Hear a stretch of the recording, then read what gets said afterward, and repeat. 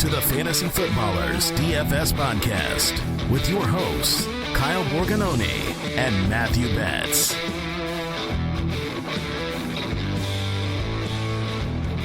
Welcome in, Tuesday, October 11th, here on the Fantasy Footballers DFS Podcast. I'm your host, Kyle Borganoni, and I am joined, as always, by Matthew, you're a turd Betz. Dude, I'm gone for 1 week. Come back on the show. I'm extremely excited to be here, and I get called a turd the second the show starts. I can't imagine what this is about. I'm very excited to hear you tell our listeners why you think that's the case.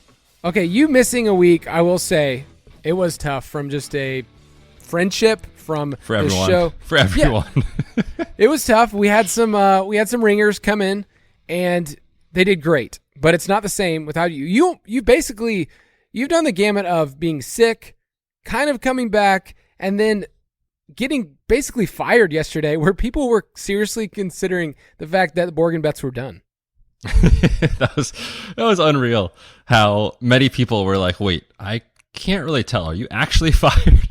And if anyone knows anything about Andy, Mike, and Jason, they should hopefully have known that I am still employed. And even if they do fire me, I'm not leaving. I'm not going anywhere, Kyle. So they can fire me every day for the rest of the season. I will show up for this podcast every single week. So if you're fired, you're still going to be playing DFS. You're still going to be giving DFS advice. But yeah, we need you. We need you right now because we're in the thick of things. We're heading into week 6. On this episode, we will talk about the state of the main slate, our salary standouts. We'll kind of discuss some cash strategy. I had so many questions after a crazy week where, man, the cash line was higher than we've ever seen it. So we'll get to discuss that. But before we get into our review and the slate, I want to bring to attention a story that came to me through a DM. I shared in our company channel, and more than anything else, it's heartwarming. I mean, that's what people need before I duke it out with you, because I have some things I want to throw down in this episode with you. Not too happy with you, Matthew. I'm excited about this. I'm excited. But let's talk about this story. Every week, you and I get DMs from people that are subscribers to DFS Pass. And if you're one of those people right now, you're like, oh, another story trying to pitch. Like, this is somebody that I think is playing DFS. They've been playing for a while, and they had a really big win. I thought I would share it with you guys. But I had a listener said that basically 99%, I'm quoting them, of my fantasy and DFS knowledge is attributed to y'all. That's either a really good thing or some weeks it's a bad thing. But they've been a listener and a subscriber since when Mike hosted the show. And the week before, they took their son to a game, and they won $1,700 in DFS. They said it was the biggest win they've ever had. It was amazing. Fast forward to this past week, they won $50K. 50 G's, Betz. Ooh, baby. Playing DFS, and what they're going to do with the money is give it all to us. That's what they wanted. Please, yes, please. No, they said they wanted to take their father and their son to DC and watch the Packers. They're Packers fans, and they actually said that they are shareholders, which, Packers kind of have a unique thing with their fan base, and get to go to a game against the Packers and Commanders. And they said, you know what? I'm just going to go for it. I'm going to buy the dream seats right behind the bench. So congratulations to a big win. And I won't say that our DFS pass is perfect. Neither are Betz and I. Last week in cash, we were basically perfect. But yeah, I love hearing these stories of people that with their winnings, they get to do stuff with their family. So it's a good feeling, right? Oh, it's awesome. Like we come on here, we joke around, we give hopefully good advice. But the best part about this, or at least what I think is what we do, is hearing these stories from you guys of like how this is affecting, hopefully in a positive way, your life, and be able to do these experiences and winning and all that sort of stuff. Really does go beyond just the game. So I love this. I love these stories. And if you have more of them to share with us, obviously we're all ears. We love it. So congratulations to this winner. Hopefully it is a great game when you go, and the seats are worth it. So congratulations. You can get all of our content at dfspass.com. If you use the promo code DFSPod, you can save 10%. And we would say that it pays for itself very quickly, especially if you're learning how to play cash lineups the right way. But let's talk about this cash. Straight cash, homie. Week 5 will go down as the week that was set ablaze. Just all flames everywhere for almost every single person. I was quite fortunate. I ran extremely hot to the point where I entered my lineup. I always tell people, enter your cash lineup like in a couple of small fields or single entries just for the heck of it. I mean, I placed 100th in a large field, 25,000 person tournament with my cash lineup. It was that good of a week. But let's talk about some of those plays that you and I felt comfortable with and they came through. Yeah, I mean, the biggest thing was just the storyline of Sunday morning getting the Khalil Shakir play to open up, which I know you and Mike had talked about on the show of like, hey, we're interested, but you can't go there yet. We got to wait and see what happens with McKenzie. And we saw the late news Sunday morning. McKenzie did not clear concussion protocol, and that changed everything from a roster build perspective, from a projected plays perspective, because entering Sunday morning, 9 a.m., I had a Tom Brady team in there, and I was like, you know what, this feels right. You have the balanced builds. There was so much strength in like the 6K range, the 5K range, that if you were building stars and scrubs, you kind of felt like you were giving up somewhere. But if you just went all balanced, like your team looked awesome. And I think that was the right play Sunday morning before the news. When we got the news and we had Khalil Shakir open up, I think he was, 3,200 or 31? 33. I can't remember. Okay, none of the above, 33. And, that allowed you to say, okay, like, can I change my construction and still feel really confident and get up to Josh Allen? And for me, the answer was yes. And obviously, in hindsight, we're seeing, Tom Brady at his price is always going to be a good play for what he can do. But Tom Brady is never going to give you the Josh Allen games that we have because he just doesn't run the football. And that's the way things work. So people were kind of, I think, maybe not upset, but just like questioning, everyone is saying, play Tom Brady. He's a great cash play. And he paid off his salary. But we also need to think about when we can get access to ceiling in our cash lineups, we should try to. And again, Tom Brady will never, ever, ever put up the fantasy points Josh Allen does at his best game because he just doesn't score that way. And obviously that's baked into the price. So yeah, the Shakir, news and getting him as a play was huge for me personally. But outside of that, man, you can speak to it too, but like every single popular play was awesome, including the Dallas defense. And that's when it's one of those weeks where just like the chalk everywhere hits. And I messaged you on Sunday morning. I was like, dude, this feels like one of those slates where the chalk is just so strong that it's probably going to be really tough for contrarian GPP players.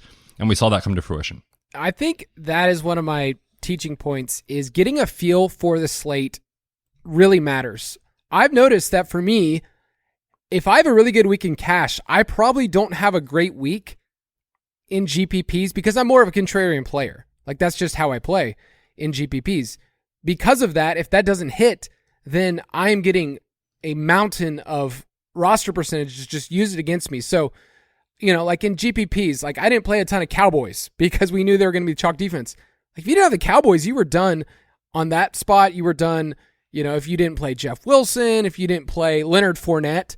Like there's so many lineups like that were just chalky and people felt it. So getting a feel for the slate really matters, but I had so many people message me mad.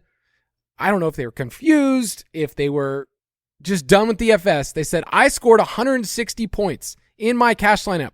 Why did I not win? I had Tom Brady. I had, I looked at my lineup. They saw my cash review article. Like, I had 6 of the players you had in your lineup.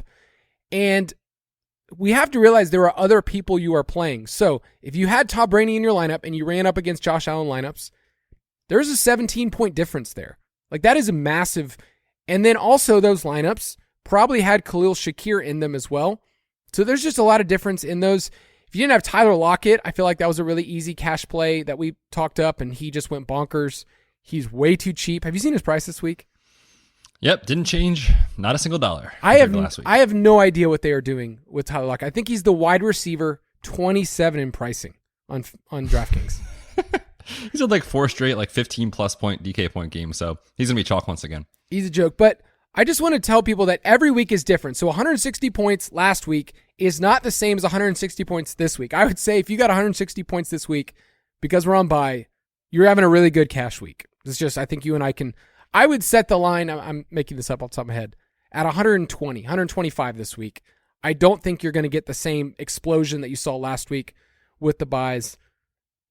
There are some chalky plays we'll talk about as well, but we have to think about other players and who we're playing against in DFS. Like, if these other people have these lineups. So you and I had Leonard Fournette instead of Tom Brady. And the reason why we would have Leonard Fournette is we wanted access to those points, but also if Brady failed, we have some leverage with the player on the same team. And that's kind of the thinking you have to have, even in cash. I think that really matters. But any other thoughts on this past week? Because, man, I feel like a lot of people were not happy. Yeah, and too, thinking back to the Tom Brady thing, like, Tom Brady still was a good play. He just wasn't as elite as you could have gotten with Josh Allen. And what comes down to me for Tom Brady versus Josh Allen, not only just the upside, but, we know the Bucs, their offense projected to roll. We put it in like the DFS best plays. I was like, we both think the Bucs roll. Get exposure to them however you think is best, whether it's Tom Brady stacks or just Leonard Fournette or Godwin and Fournette, because you can get access to a lot of Brady's points through those players. Leonard Fournette had like 11 targets in this game, and those plays only became stronger from a projection standpoint once we got news again, no Julio going to play. Russell Gage was downgraded on a Saturday to questionable with the back injury. So it just made it so much more clear that you could probably get access to 70%, 75% of Brady's projected output, maybe. I mean, that sounds like a rough estimate, by just playing Fournette and Godwin. And so that's kind of where I landed there. There's just nuanced decisions that, it's tough because some of that information comes out after the weekend, right? Saturday, Sunday morning, and we're all trying to scramble to kind of get the best lineups in there. But make sure those are all thought processes that you have as a listener. And if you're trying to really get the best edge you can in cash, think about all of those kind of points, whether it comes to upside, access to points, projections, all that sort of stuff. Yeah, Brady almost 4x, which you would have been super happy with. So from a points per dollar perspective, you could say Tom Brady was a good play. But would he give you the ceiling? I think that's what you said over and over and over again. If you want to kind of get the thought process behind cash and the way to construct your lineup, every single week we put up a cash lineup review article. So that's live on the site. That's free. And the last thing I want to say is we also post our roster percentage report on Friday, and it gets updated throughout the weekend. Our roster percentage report in the DFS Pass is for tournaments, large field tournaments projecting. You can't really project cash. I mean, you really could go through the process, but you would need to know what type of tournament to play in. You need to know the size, the money amount, because the percentages changes. Like if you and I are playing in a $100 double up, those are going to condense even more than the $5 massive field where you're getting people. I mean, you had somebody in a head-to-head that, God bless this person, but they were coming at you in cash with Andy Dalton and AJ Green, right? God bless this person. Yes, this is people that always say like, don't play cash anymore. There's no edge. I just will send them this lineup of someone showed up with this. I don't understand. You could talk yourself, I guess, into Andy Dalton being so cheap. Who the heck is playing AJ Green in cash? The dude hasn't had a pulse in 4 years. So yeah, there's still an edge for sure. And that's why we say, post your head-to-heads and the smaller stake stuff. People are going to make mistakes. And that's my goal with cash is I'm just trying to show up with a decent roster, let other people make the mistakes, and you will see that in those large field double ups. All right, let's talk about week 6. State of the main slate. Each week, we will be referring to the DraftKings Sportsbook lines. It's where Betz and I play. You go to sportsbook.draftkings.com. And I am sadly going to check in with a wager that is, it's not football related. It is baseball related. Oh, go ahead, buddy. Talk about it. Okay, so just to be clear with Betz and the world, I have loved the Braves my entire life. Born in Atlanta, 90s Braves kid, 90s Atlanta kid. I love Chipper baseball. Jones guy. I was more of like a Maddox Glavine Smoltz guy. Chipper was fine. All right. All right. Jeff Blauser, Sid Bream. Andrew Jones. Yeah, Andrew Jones would have been later. Like I was an early 90s. Like that was my favorite team, 95 when we won the World Series. But I took Braves money line today, and it's not looking so good because Betts' Phillies are taking on my Braves, and you guys are up 6-1, and I can't stand Nick Castellanos. He is just destroying us today. And we do have a little friendly wager on this, by the way, listeners. So the series price for Kyle's Braves, who are supposed to be this amazing team. They are amazing. Watch the game yourself. Minus 200. So I said, all right, if they win the series, I'll buy you a new Braves hat. You can pick whichever one you want.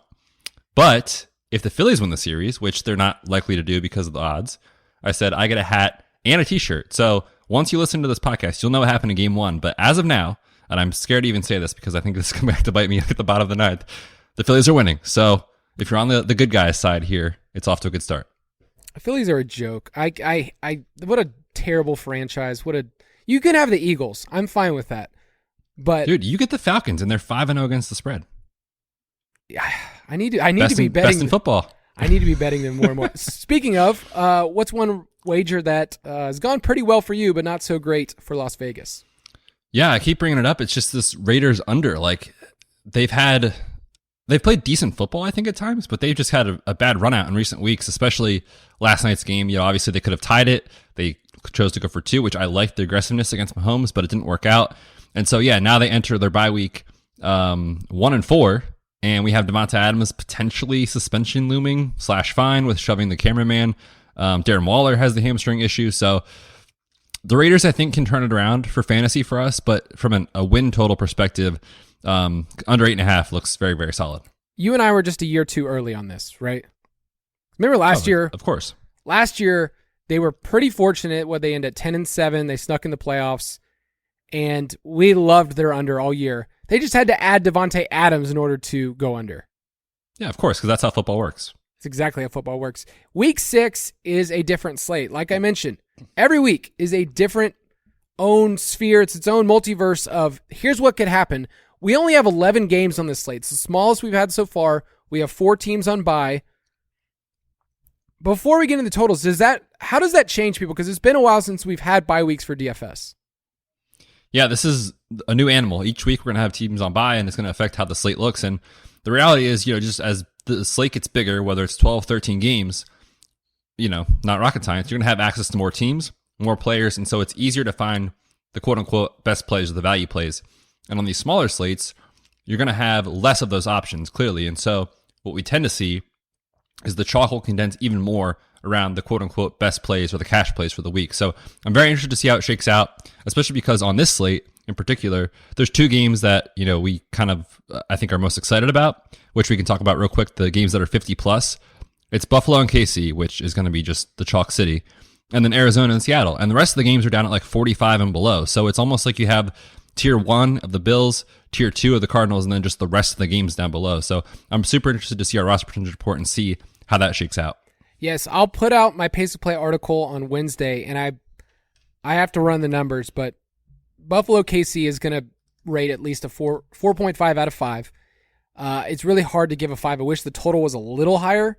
I know it's 54. It just got bet up, but both of those games, Buffalo, Kansas City, Arizona, Seattle, are head and shoulders above the rest.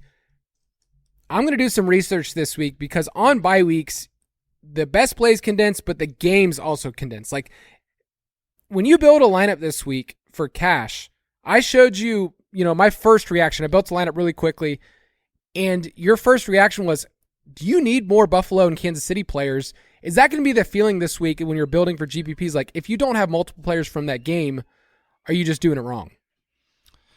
I mean, not thinking about game theory, everything on paper, which I wrote up in the Vegas report, is just like this game, and look no further than the playoffs last year, looks awesome. I mean, both teams are up in pace, pass rate over expectation. This is number 1 and number 2 in the league. They clearly have the best quarterback play, like EPA per play. Everything on paper says this game should go crazy. It probably does 8 out of 10 times, but in the 2 times it doesn't, are you getting awesome leverage on the field? And without even looking at a roster percentage report, for a fact, I think that is going to be yes this week. So I'm not sure how I'm going to handle that game, whether I go heavy into it, but just get contrarian with, the wide receiver 2s and 3s or whatever it is. But on paper, it looks awesome. Yeah, top 5 for team implied totals: Bills, Cardinals, Packers, Buccaneers, and Rams, all over 25. And then right there are the Chiefs at 25.5. So this week, we know what the popular games are. Like, no one has to question this. I want to quickly talk about Arizona-Seattle because Seattle's a team that we now love for DFS. I don't think that was a sentence you and I would have said at the beginning of the year. That Geno you even stumbled your words trying to say it right now. I mean, I'm looking at Geno Smith, and I'm going to be playing him in a home league this next week. Like, we're going to be talking about this team every single week. We know that Tyler Lockett's probably locked in our cash lineup already. So, is there a way that game just goes to 70+ points and Buffalo KC is just kind of meh? I mean, it's definitely possible. I don't think it's very likely, but I do think there's a lot to be excited about in this game with the Cardinals and the Seahawks. And I put in my article on the site, like, if you haven't already rethought what you think about the Seahawks offense by now now is the time. Because if you're still saying they can't do it, it's Pete Carroll and it's Geno Smith, you're getting stuck holding the bag every week. And Geno Smith very quietly 5th in EPA per dropback. What is happening? And, on the Arizona side, we clearly think that they can still get it going at some point. They've been a team that needs to be pushed. And when they do, they're going to run a ton of plays. No team has run more plays in the NFL than the Cardinals. And so it's super, super clean because on Seattle side, it's going to be, we'll talk about Ken Walker in a minute, but Ken Walker, because Rashad Penny's out. And then in the passing game, it's Lockett and Metcalf and almost no one else. And then on the Arizona side, Marquise Brown is seeing so many targets. So it's so clear, I think, how you play the game. But if everyone's playing Buffalo KC, I have a lot of interest in that. All right, before we go any further, let's take a quick break.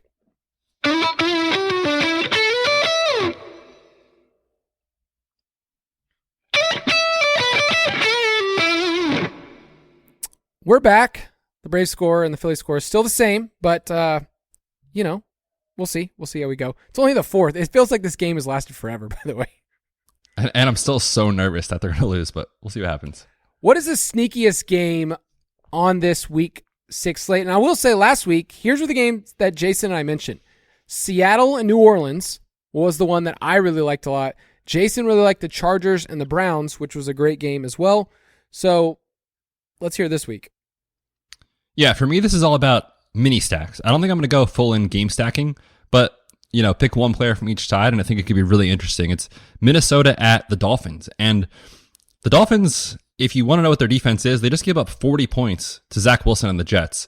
And that's not just a 1 week sample. We've had several weeks of them giving up huge plays to the opposition. So Minnesota, we love Justin Jefferson. We love Dalvin Cook. We love what they can do from an upside perspective. So I think what's really interesting is if you pick one of those two guys, stack them up with one of the wide receivers on the other side. Hopefully we get Tyreek Hill healthy. But if not, Jalen Waddle with so much volume, mini stack with Justin Jefferson or mini stacked with Dalvin Cook sounds really interesting this week because, again, it's kind of in that middle 40s range. I don't think people are really going to go there. I'm not going to play Kirk Cousins stacks, I don't think. But like I said, a mini sounds really exciting for week 6. Maybe like a Skylar Thompson stack or something, Oh, hey now.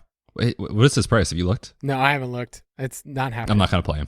Don't play him. He does have some mobility, so I was playing him in the preseason, dude. He was great. He's fun. He's a fun player. Yeah. I'm going to throw out the same exact idea. I'm not going to game stack this one, probably not.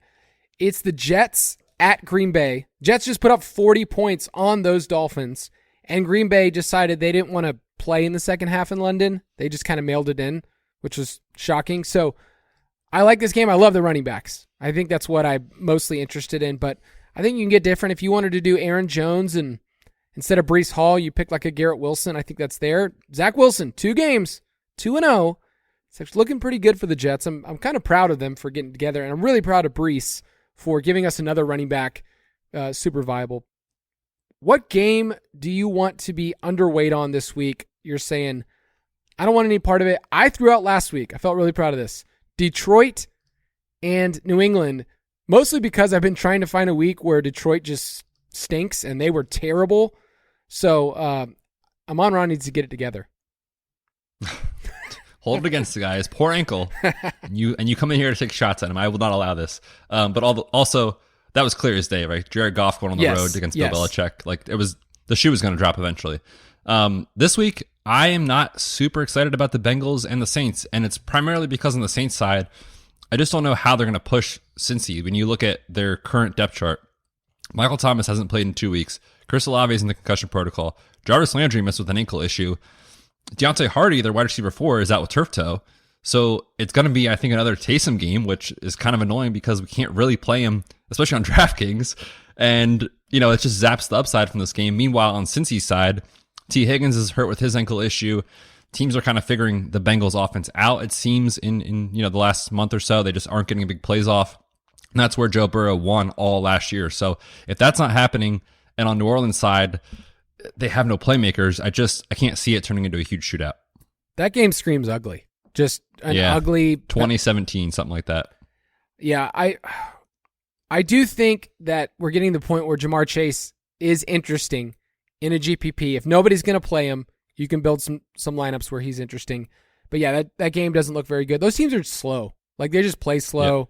Yep. It's not exciting. I'm going to say Carolina and the Los Angeles Rams. Both offenses are bad. Like the Rams offense is bad. Cooper Kupp is good, but everything else on that offense has been pretty bad. Carolina ranks 30th in plays per game. And I made a really, really intense note here, just really mathematical, lots of thoughts. Carolina's diaper gravy. Like, they are bad. I just saw that right before you said it. Is it going to be PJ Walker?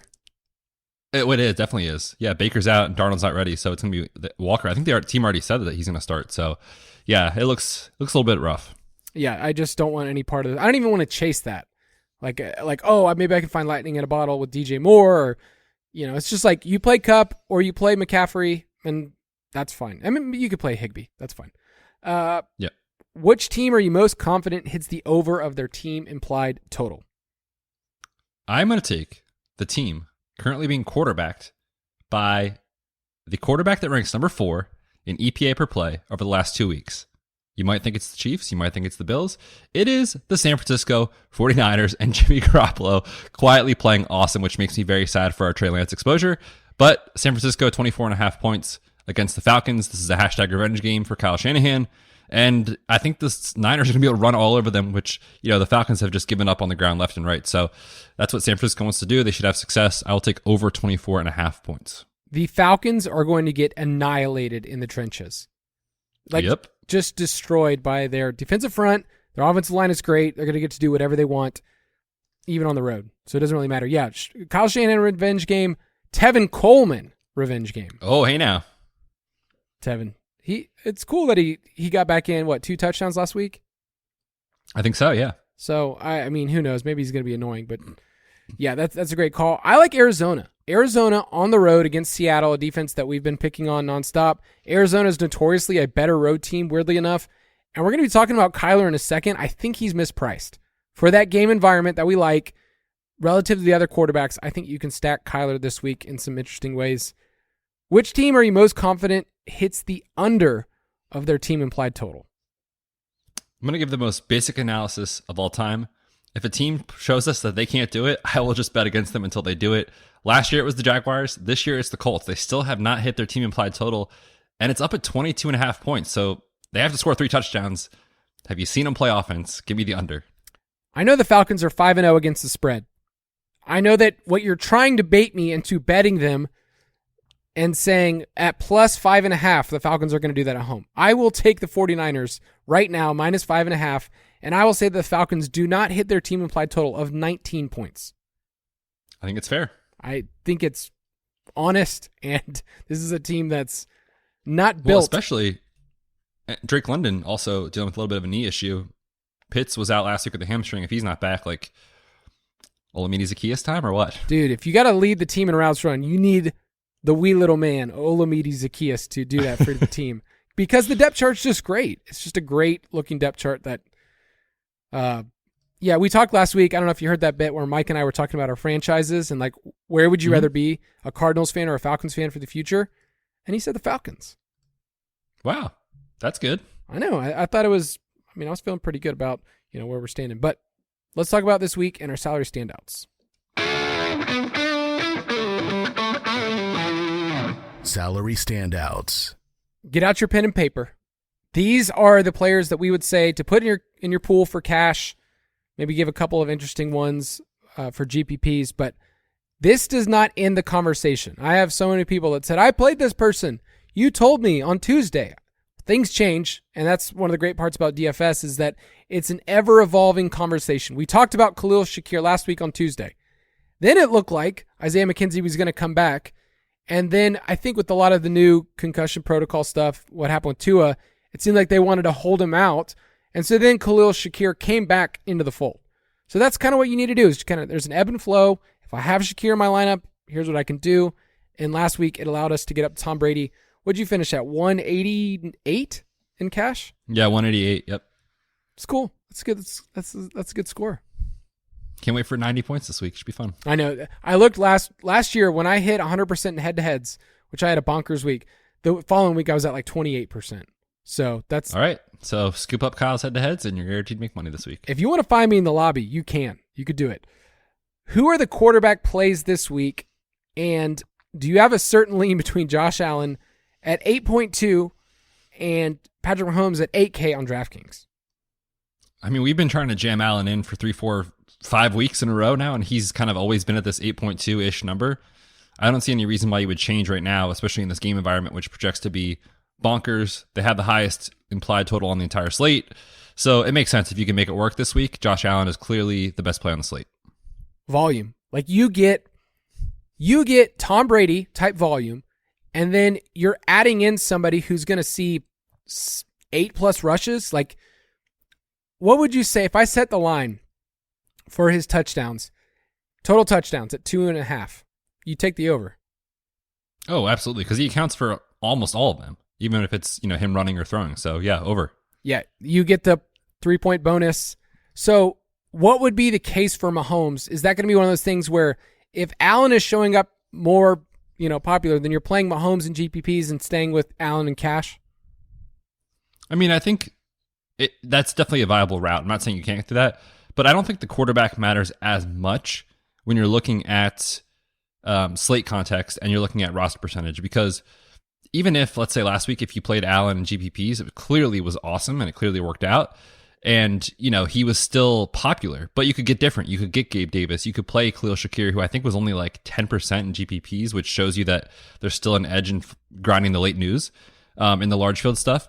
So, I'm not saying you can't play Allen in either format or Mahomes in either format. You could play both, but just, I think, be mindful of how you're doing it, because this game is going to be popular.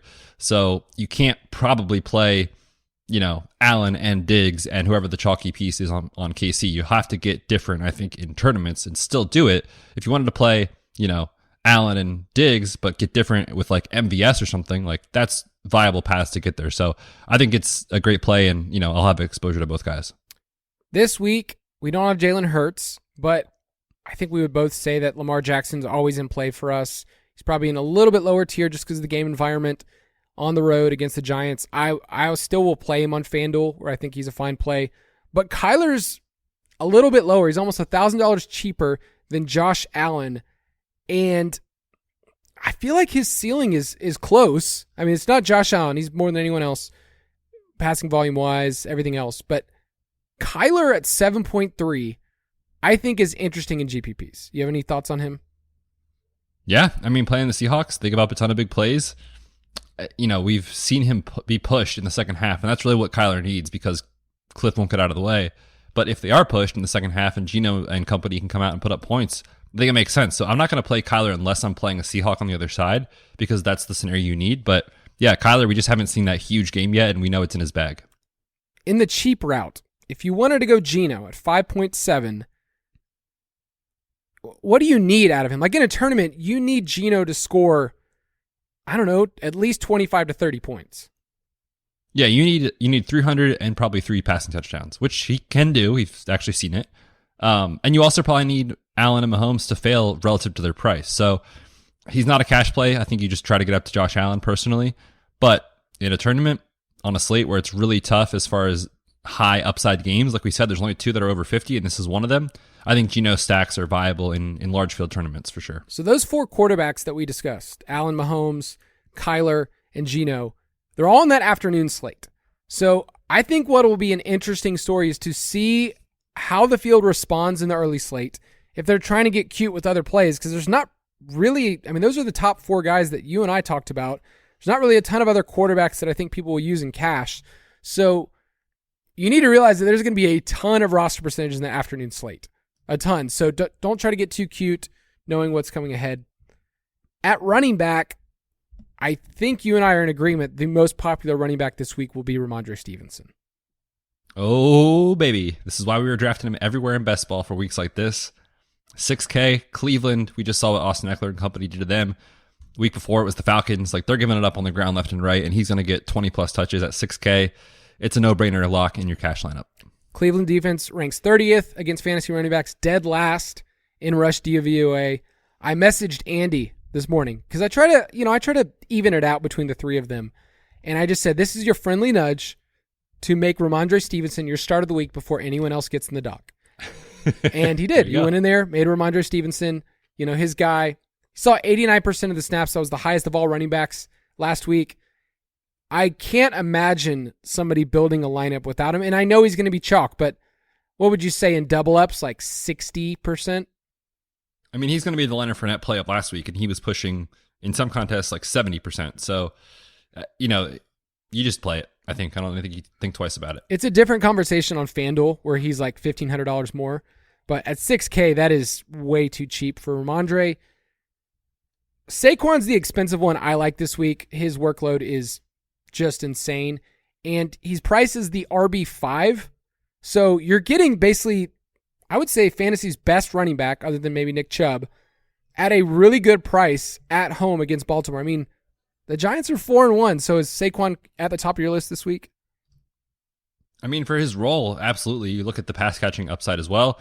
I mean, the Giants, will see. I feel like we say it literally every week. We'll see about Kadarius Toney. We'll see about Mondale Robinson. But no question, he's the focal point, and he's going to get not only the rushing attempts, but the volume in the passing game as well. So, yeah, at 7.7, it feels cheap because we were jamming him in at like 8.1 just 2 weeks ago. So, yes, I will be playing some Saquon Barkley for sure. Dalvin Cook at 7.5. It was nice to see him to get in the end zone twice last week because I think you and I were waiting for that kind of game. So, I think he's a fine play. It is on the road.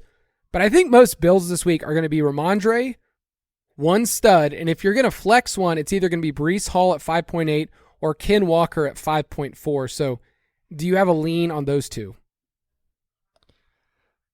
It's tough because I think we all are so excited, and this is what happens in DFS. You get so excited about the backup running back coming in at a cheap price, and he's probably going to project pretty well.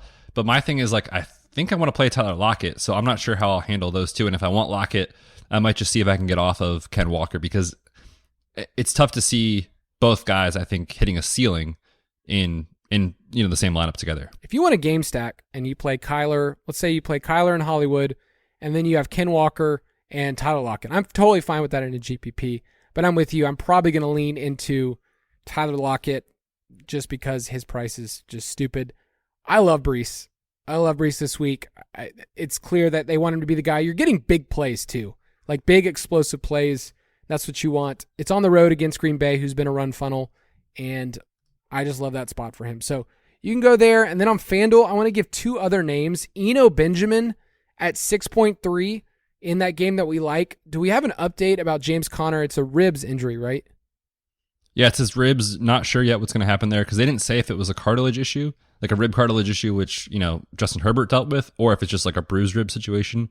So I think he's truly 50-50. He's also banged up earlier in the year with like knee and ankle issues. So it's kind of been a rough start for James Conner. And also on DraftKings too, is 4.6. That would be insanely appetizing if he was the only guy because Darrell Williams, our boy D. Willie, also left with a knee injury. So monitor that situation. Yeah, I think, he looked really good. Like in that fourth quarter of that game, he looked like spry. They used him in the passing game. He scored a touchdown. So Eno's a name to monitor. Devin Singletary on FanDuel, I think, is an interesting contrarian play at 5.7. It's pretty low. He did it, 2 weeks ago, where that game failed, but he was the key piece 2 or 3 weeks ago. That's what you need from him. I can't tell someone he's a great play for cash. I can say that I think he would get you different. And he would also, he projected so well on FanDuel last week at 6.1, so he's going to project extremely well again. And shout out to Dwayne McFarland, who does a lot of the utilization stuff, looking at when players are playing and what scenarios. He put this out on his Twitter saying, Devin Singletary's biggest games and his biggest snap counts are coming when games are with 1-1 score. So if they get up huge, they're not giving the ball to Devin Singletary 20 times. He's in there when games are close. And so you think about this game, KC, Buffalo, it should be pretty close. I think we could see a lot of work for Devin Singletary in this spot. Last week, we loved the wide receivers in that middle range. I mean, we jammed Chris Godwin, Tyler Lockett, Chris Olave. Those were the main plays in cash last week. And it's like we can go right back to them this week. Their prices didn't change very much. Chris Godwin went up $200. He'll be on the road, but he faces a Steelers team that's giving up the most fantasy points to opposing wide receivers. People will play Chris Godwin this week when they see that green 32. And Tyler Lockett, we mentioned, 5.6. I mean, what does this guy have to do to get in the 6K range? I'm so surprised they didn't move his price because they've gotten better over the years and they're pretty sharp with adjusting price when guys have a huge game. Dude just went for 30 DraftKings points and they didn't change him at all. So I'm going to go right back to him, I think, this week. Yeah, on FanDuel, it's a different conversation, but at 5.6, I can't imagine not playing him. Among the expensive options this week, Kupp, Jefferson, Diggs. Are you leaning any direction? I mean, I'm leaning into Diggs in this spot just for game environment, how much volume he's seeing. We're seeing like alpha Diggs status like we saw 2 years ago. And, this is part of the reason we took the over on Devontae's receiving yards last night was just wide receiver ones are crushing the Chiefs. Next up in line is Steph Diggs, so I will probably be playing him if I can get the salary to get that stack, it's very expensive, but if I can do it in cash, I'll be going Allen and Diggs. Do you remember what he did last year against the Chiefs in the playoffs? Just want to bring this up. Probably nothing because Gabe Davis went for over 200 yards and 4 touchdowns. 6 targets, 3 receptions, 7 yards. Terrible. You should probably play him though. That's Stephon Diggs. He's too good. Other people in that middle range, I need to bring up Jacoby Myers because his price is pretty low at 5.3. He's seeing over a 30% target share, but if I'm playing Stevenson, I'm probably not playing Jacoby, but he's just always a safe cash play on PPR sites. Rondale Moore at 4.1. Can we play him this week? Saw 8 targets last week. He was used downfield, which was a really good sign. And we get one more week before DeAndre Hopkins comes back. I don't know if it's just like my personal bias or what, but I just can't get myself excited about it. I put him in the DFS Pass early in the week and said, use him as a placeholder for a cheap wide receiver for now, and we'll see what happens. And obviously we saw Khalil Shakir, but like he just feels like the ceiling's like 5 for 60, doesn't it? I mean, and I guess at that price, that's fine, but I don't know. I just, with Cliff and how they've historically used him, maybe it's just me that I can't get it out of my head, but I find there's not as much excitement, I'll say that, about Rondale for me personally, but at that price, I get it. I was driving this morning and I was thinking about Rondale. And were you? Yeah, I really was. And I think what bothers me beyond just the poor utilization, just the short yardage stuff, is his name is Rondale. It's 2 names that I'm not huge, like not really into. 2 first names. I mean, I don't know many people named Ron. I mean, Ron Swanson's a G. And Dale, obviously. There's not many people out there like that I'm really into. Dale Murphy was a great Braves player. Chip and Dale. But 2 names together is a little too much for me. So that's a red flag. It's really scary. Adjust the ranks. It's like if people name like John Michael. I had a friend growing up named John Michael. It's like, pick one. What's your name, buddy? Arrested Development. So good. I need to bring up Debo again because I feel like this is a week where Debo goes ham against the Falcons. On FanDuel at 7.6. I think he's a great play. And then with everybody running to play Chris Godwin on FanDuel, I will be playing Mike Evans as a great play. I think he's a great play this week against the Steelers. So need to bring him up as another play. At tight end, we get Andrews and Kelsey back, so at least we get some. Last week was gross at tight end, by the way. Like, that was just the worst. You and I played Goddard. You played Higbee? Yep. Yeah, I mean, and Goddard was awesome, and Higbee was fine, just whatever he was. But if you punted the position, you were fine. K. Dotton. I will be playing Andrews at 7K. That's pretty low. Higbee's fine at 4.6. You wrote this about Zach Ertz. It's fine, but I hate it. It's just so tough to see Zach Ertz because that he's going to be safe for PPR. He's going to get you somewhere in the range of 6 to 7 catches probably. He's seeing so much volume. Like the last 3 or 4 games, here we go, 10 targets, 6 targets, 10 targets, 11 targets. But at 4.9, am I actually going to pay more for Zach Ertz than Tyler Higbee? No, of course not. So I'm putting him on the list as a name that you can go to, but there's just no upside with Zach Ertz.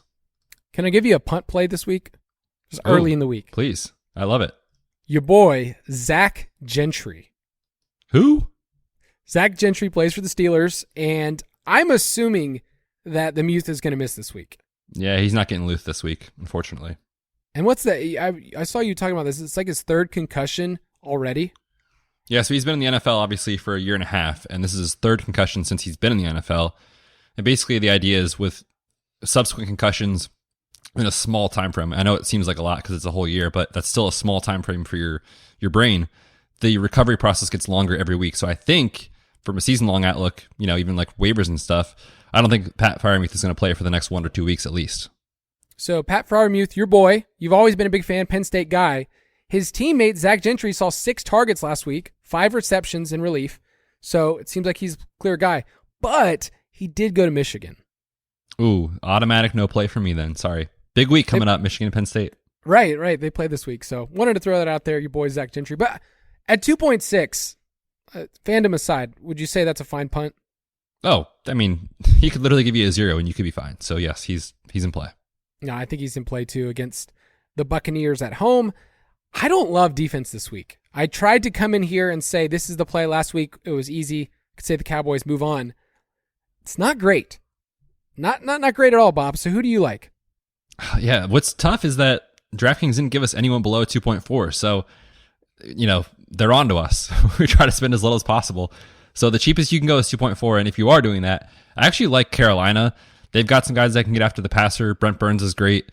Going up against, I'm sorry, not Brent Burns, Brian Burns. Brent Burns plays for the San Jose Sharks in the NHL. Brian Burns is an edge rusher for the Panthers. Going up against the Rams. And, we like to pick on the Rams offensive line. Were you trying to give NHL DFS advice? Because I'm pretty sure I remember playing Brent Burns in DFS.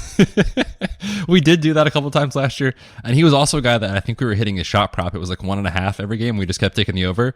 So yes, he's in play for NHL, but for NFL, let's go with the Carolina Panthers D.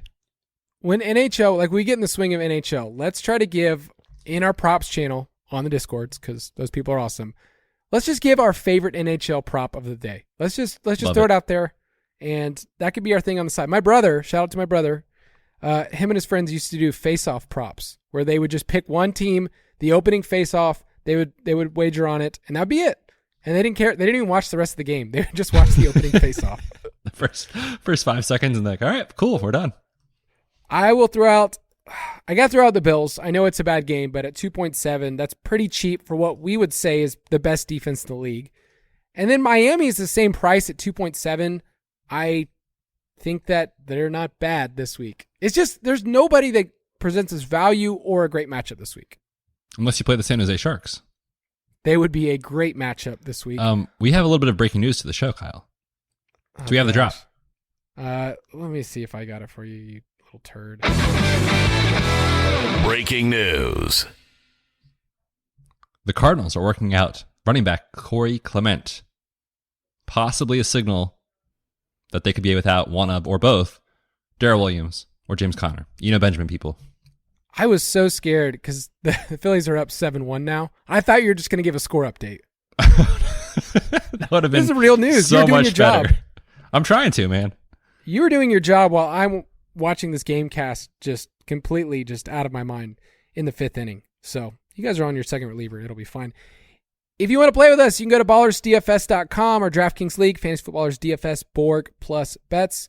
Got to throw out some fun tournaments this past week. For a while, I was sitting in first in the Monday Night Miracle contest with my Devontae Adams lineup, which felt pretty good for a while until Travis Kelce decided he wanted to go for Quattro. But if you want to go in with us, go to Ballers DFS. You can enter the contest, and you will get a notification to play with us.